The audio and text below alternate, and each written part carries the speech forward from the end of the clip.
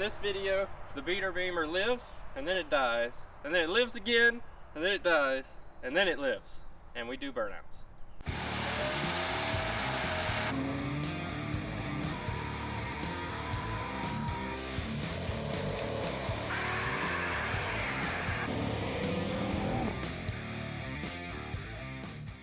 Alright, so this is the setup we got. We have a homemade spring compressor. It's just a C-clamp with a piece of pipe that's got a slot in it. It was just tacked on there so we can use the C-clamp later. Took a board and put a bunch of nails in it and drilled some holes. The nails hold up the buckets and the holes hold up the valves, and I take the retainers and put them inside the springs, so we're keeping everything in order. Currently we're going to try to take the valves out of the cylinder heads, see if any of them are bent, see if we can clean them up. Okay, so this is the homemade spring compressor setup. It is the C-clamp. I put the bottom of the C-clamp on the face of the valve like you do with any spring compressor. And the top, it's got this piece that I made, a piece of pipe with a window cut in it. It's welded to the C-clamp. And you open it up. I usually knock keepers off of the valve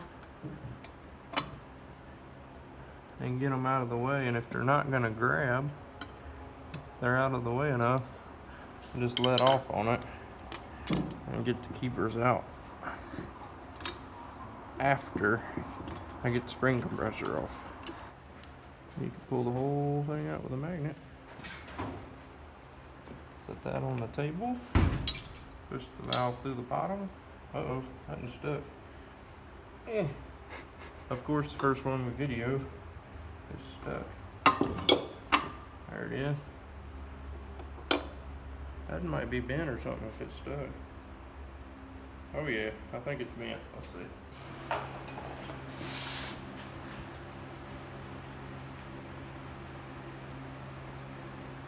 Yeah, it is bent. See that? Oh, it's definitely bent. Well, we got one bent valve. Hopefully there's not many more. That's gonna be bent too. Yep. She gone. Alright, so we've got all the valves and buckets out of the heads. They're organized from front to back as the engine sits in the car. We're going to clean the cylinder heads up, clean the valves up. So far we've found 2 exhaust valves on this cylinder that were bent visually. You can look at it and tell it's bent, so we know those are bad. But we haven't seen anything else that looks out of the ordinary.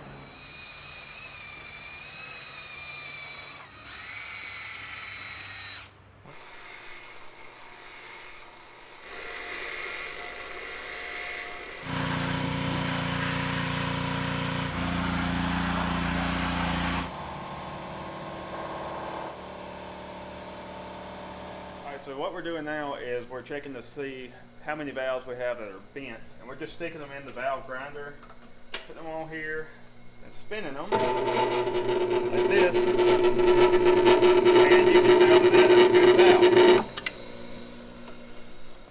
Now on the other hand, this valve that we've already checked, stick it in here, spin it,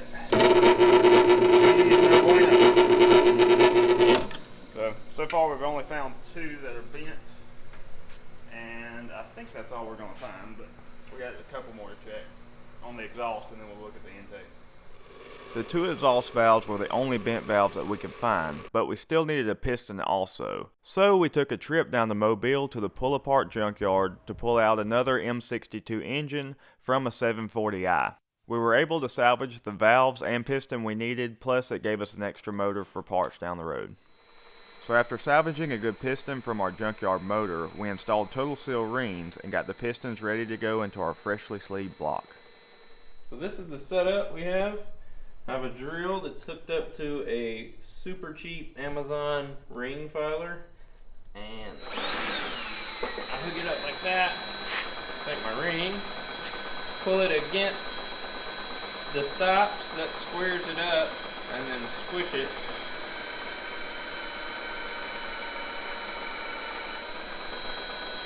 And that's ground a little bit off the ring. And I put it in the bore. There's the piston. Push it in there, and I have a feeler gauge. This is like gapping any ring, even though these are total seal rings. Needs a little more, so I keep gapping, and eventually it's the right gap. In this super cheap motor, we're using really nice rings. These are total seal rings. I'm gonna try to show these. They have a little bit of a step to them. So this ring and this ring both go in the same groove, and this fits inside the step right there. And the gaps would be like this. So theoretically you have no gap. So I've used these on other builds. They're really nice. The last one I did, you could turn the crank and let go and it would pop back. It held so much pressure. And rings for this motor is super expensive anyways, so I went ahead and got the best there is, which is Total Seal. They didn't have rings for this motor, but I told them what the bore is and what the ring thickness is, and they made me a set using motorcycle sets and something else, I don't know. But anyways, they tore apart 3 different sets and pieced me together one. I was really grateful for that. Total Seal didn't have to do that, but they did. They didn't charge me out the wazoo. So thank you, Total Seal, for helping me out. Alright, so we're back in my shop, about to put the motor in. Wesley slammed this thing together over the past week because he was on spring break, so we didn't get a lot of footage of putting it back together, but it goes back together pretty much the way it came back apart. So, what you got there? I'm trying to cut a hose off. It's not working. We have like, well, it's 5 o'clock now. On Saturday. He has to be back in Starkville tomorrow. And my original plan was to put the motor in the car and get it tagged and titled and drive it back to Starkville. Yeah. But that ain't gonna happen. Have you seen this tire? No. She's destroyed. Oh yeah, I did see that. Like, yeah, you ain't driving back on that anyway. No. Do it. Do it. Don't do it. You're a moron. We're supposed to drive this tonight. I was like, that's kind of squishy. The tread's delaminated right there. He told me that. Oh, we can't drive on this anyway. Feel that. Ooh, you got a bubble. Ooh. Yeah, we're not driving this car tonight. Was that on film? Yes. I want to make it bigger now. I want to see. You can actually do that. Yeah, you can. And that's a broken off tip knife. Yeah.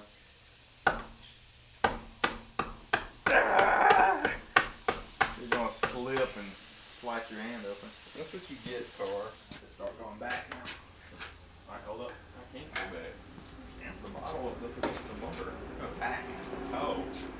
Back forward, not back to back. Ugh, that's a lot of motor.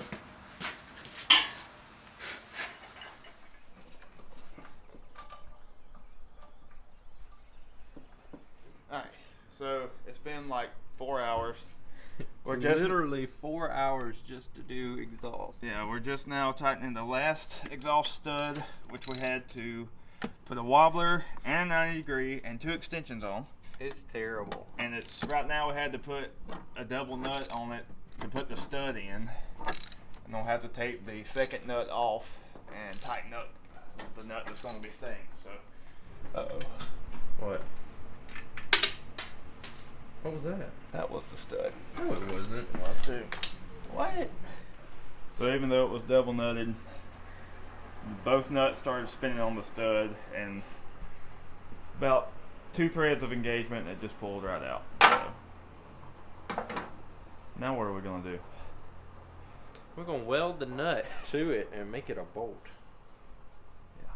And then we're gonna put that puppy in there, and then that'll be that. So after wrestling with the exhaust for a couple of hours, we installed the intake and then called it a night and decided to come back a couple weeks later to finish the install. Alright, so 2 weeks ago we got the engine in the car, we got most of it on, we got to the point of having the intake on it, but nothing wired up, and it was midnight, we ran into some problems, so I decided to head back to Starkville, and now I finally got a weekend where I could come home and button everything up. So that's what I've been doing this morning.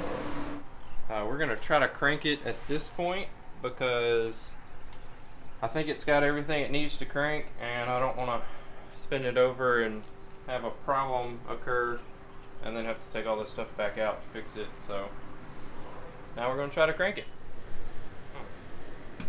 You're not gonna have that much fiberglass. Hey, before I answer your question, let's see if something works real quick. I'm pretty sure it's gonna work, but you never know until you try.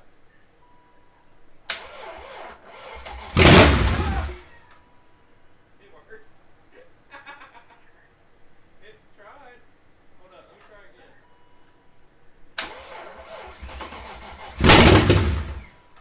It like flops for a second and then stops.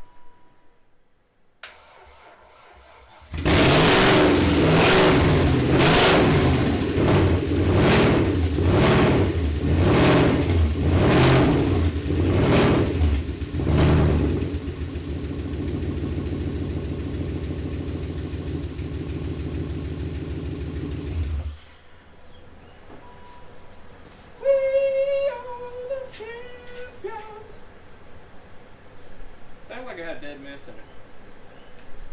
Did you hear it? I heard it. Dead miss.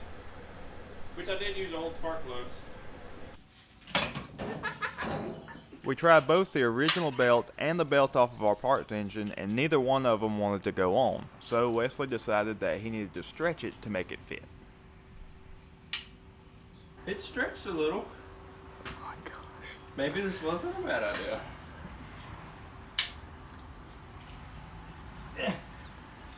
You're about to pop it. Huh? So you're about to pop it. So I think that's all she's gonna have. It's got to go up to go down. Well, you didn't tell me that when I got into it. I thought you knew how high lift works. She stretched it a little bit. Just slide it off the foot. Huh? Just slide it off the foot. I don't think it's coming off.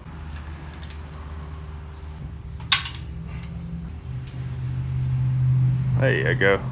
You gotta be smarter what you're working with. I think this one is stretched enough. The high lift jack actually stretched the belt just enough to get it on the engine, so we were able to continue putting everything together. We ran into some issues when we found a broken gasket that caused a big coolant leak, but we sealed that up and put everything back on the 540 and got ready for a test drive.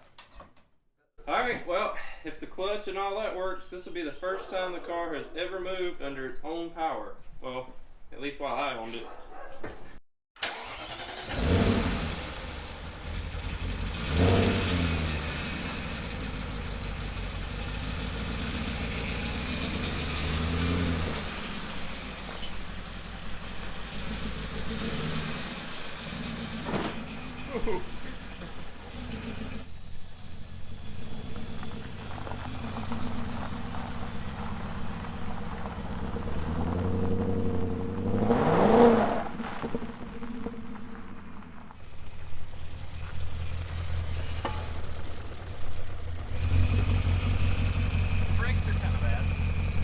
Power steering fluid.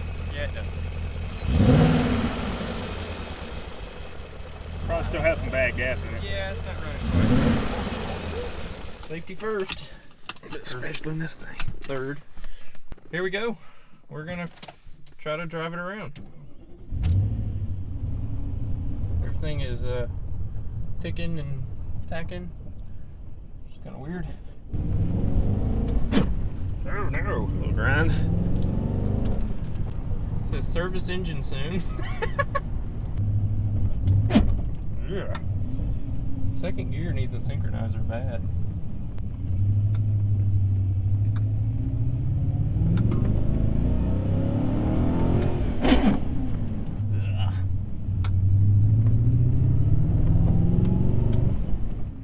Alright, so we just just drove it around the little tiny subdivision that's right across Nick's driveway, and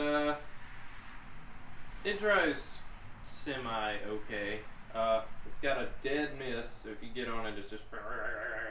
And second gear, the synchro is trashed. It is completely gone. Grinds every time you touch second gear, so that's not really what we wanted to hear. But all in all, it drives, and right now I think we're gonna cut the cats off. Hopefully that makes it run a little better, but all in all, it's pretty good. Hoping the catalytic converters could be clogged, we cut the rear ones off and checked to see if the car ran any better.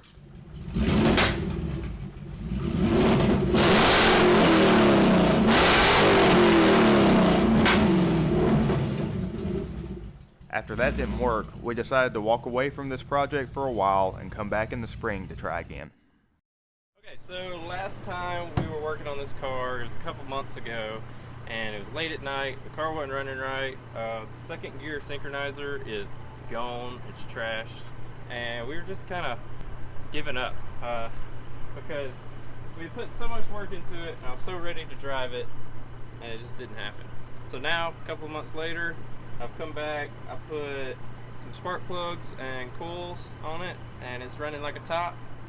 We figured out second gear does shift if you're driving it at 10/10 and you're just like shifting on the rev limiter, which is what I do most of the time anyway. So we're gonna weld the exhaust back up with some pipe we got today, and I got a tag on it. We're gonna put insurance on it and see what kind of trouble we can get into.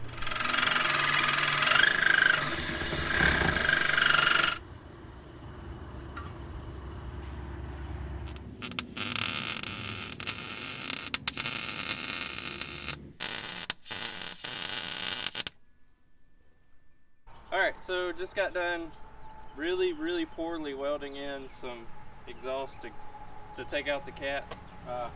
We did it in like 30 minutes, by the way. Probably the quickest I've ever done.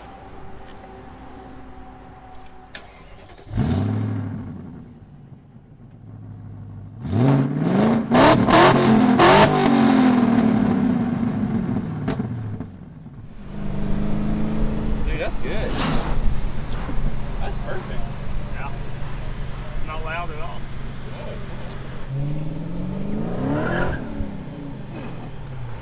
That was like rolling into it. Yeah. Total still around rings for the win. Yeah. Can't get second. No.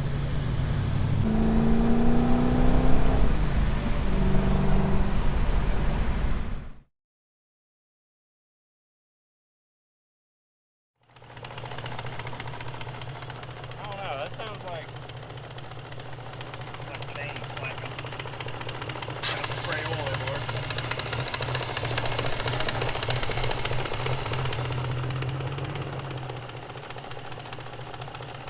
I don't know. I hate this car. Okay, so apparently in our speedy haste to get the engine in the car a couple of months ago, I forgot to torque the idler. I guess they're idlers that go in between the intake and exhaust. There's some little solenoid things that go in between them, and I didn't torque this one down apparently because it has come undone and is rattling and making all kinds of bad noises.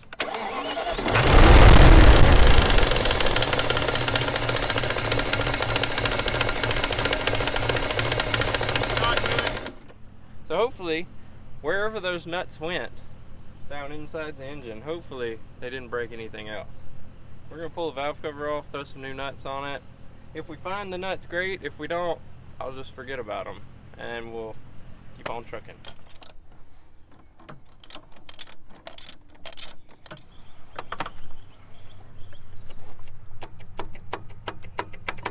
That sounds like our noise. Mm-hmm.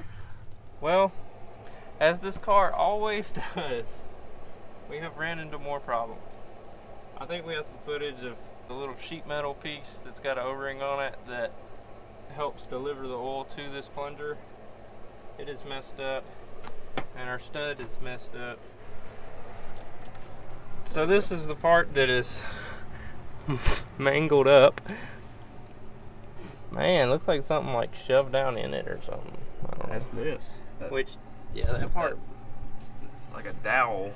It has a hole in it, which is the oil supply for the that tensioner thing.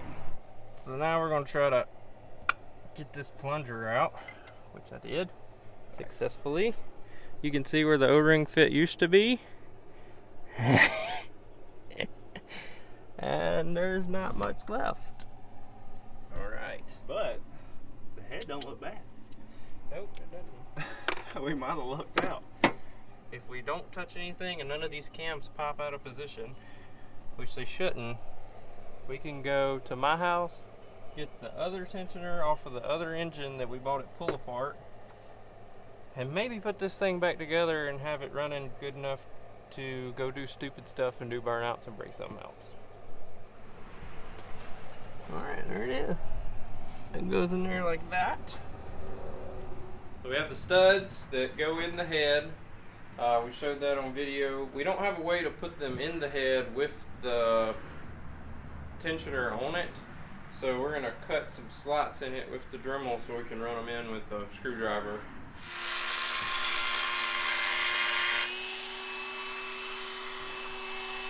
I think that'll do it.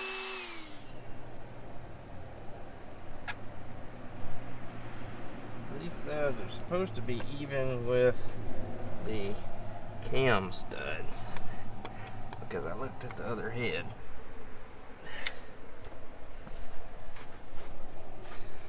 Call that a job?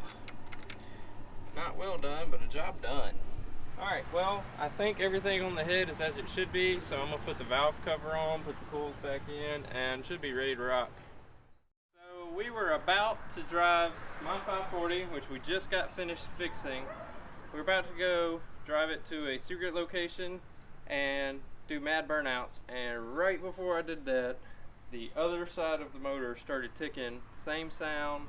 Apparently I didn't torque both sides, so tomorrow morning, I guess my morning will be filled with pulling both valve covers off. I'm going to torque the driver's side, and then I'm going to fix the gasket on the passenger side because when I put it back together, I didn't get the gasket on good and it's leaking. So that'll be tomorrow morning, and then hopefully this car will not fail again and we can go do mad burnouts.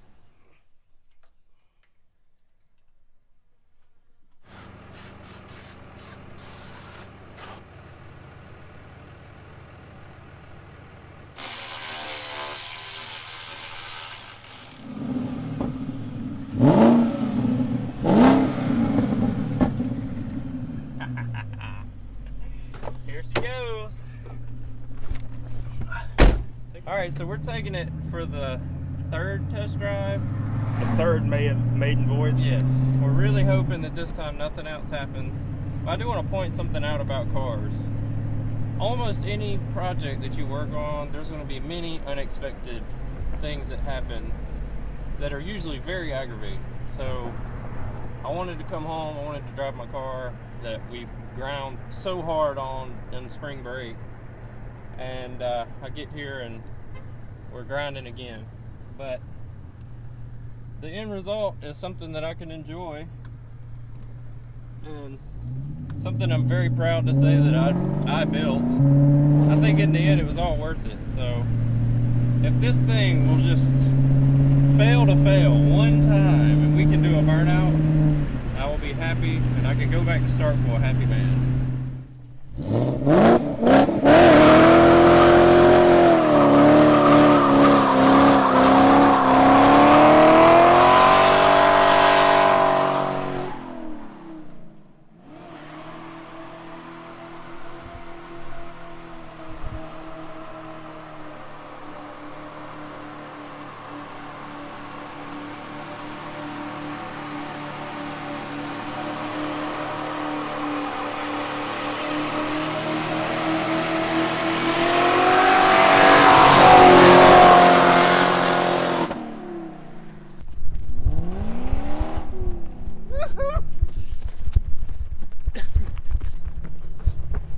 Time to go.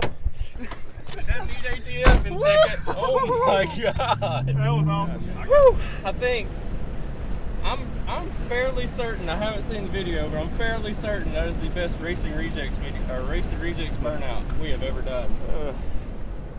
Wow, this car is mean. That was second gear, by the way. Second gear, and I was playing with the throttle. In a stock car, this is a stock engine. The only thing different is the foot sleeves and total seal rings. And it's got pretty much full exhaust.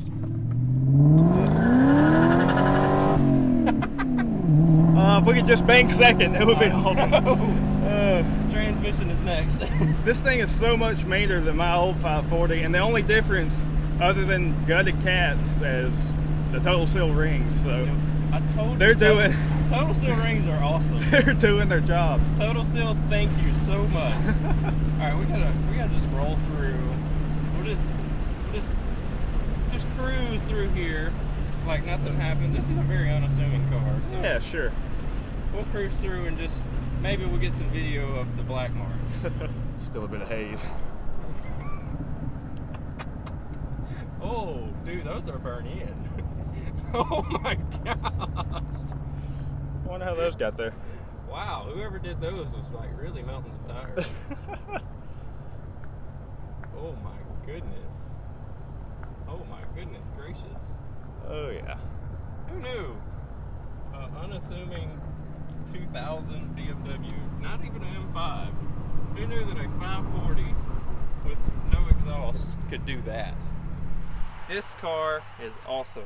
We worked for months and months, and yesterday I wanted to set it on fire, but we've got everything fixed. It shreds tires, it gets good MPG, I can drive it around town. It's so easy to drive. I really am falling in love with this car, and we're gonna keep working on it. We might put a blower, we might put nitrous, we don't know.